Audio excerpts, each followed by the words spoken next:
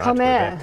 Comair operates airlines in Southern Africa under the Kulula and British Airways brands. Its largest shareholders are Bidvest, Allan and British Airways. Right, we'll talk about the shareholding in a minute because there's been a bit of a drama with its license because apparently there's some antiquated rules in this country about foreign ownership of local airlines. Market cap here, we're looking at almost 1.4 billion rand, price to earnings ratio of a 12.7, dividend yield here of 5%. So a healthy dividend. But I suppose we better start with the furore around the international shareholding.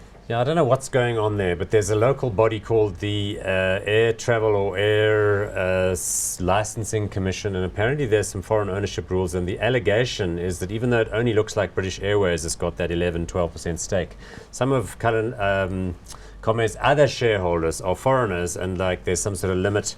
Anyway, they're threatening to take their license away, which is a bit disastrous. Very severe and even situation. though the persons who lodged the claim have since withdrawn it, that was Safair, one of their competitors, now the body that awards the licenses has got itself all riled up. Joseph, let's talk about Comair from your perspective. Firstly, are you a fan of, because predominantly this is an airline stock?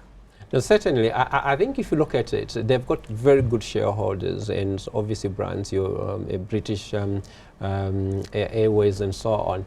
But over the last few years, they've always been in the news, and certainly they should have taken advantage of the collapse. They've survived. You know, nationwide, a couple of the little guys went offline. I'd love to see them start going to Lesotho, Swaziland, and Namibia, because currently I think they're predominantly operating in South Africa and Zimbabwe. But I think if they start possibly going into the other regional routes, they could give SAA, Airlink a little bit of competition, and we could see a little bit of improvement. I mean, they do not have competition from a listed perspective in its sector.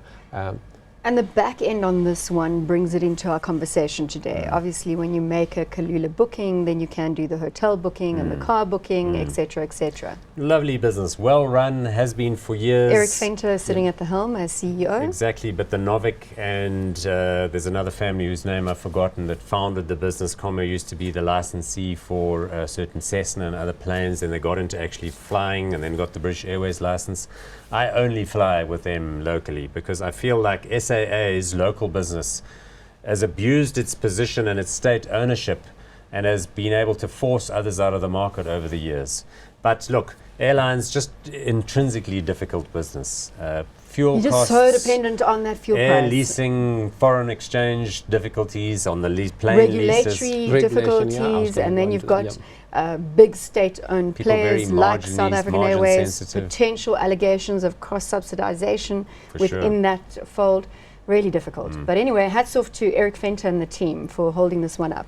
Share price actually had a nice rally 2014 there, which did relate to what Joseph was saying earlier about, you know, one time falling over and a couple now, of other things. Now, why isn't the lower oil price resulting in traction for Comair, Joseph? Well, they had an aircraft lease hedge which went against them, just as people expected them to do better. So that's another part of the drama.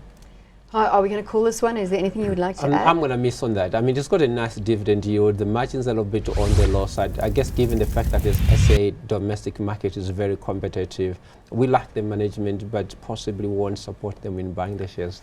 Will you support them in buying the shares? I'm afraid not. So that's again a case of a business that's very well run, and I like to support them. But share price wise, it's a little bit of a gamble. So not hot.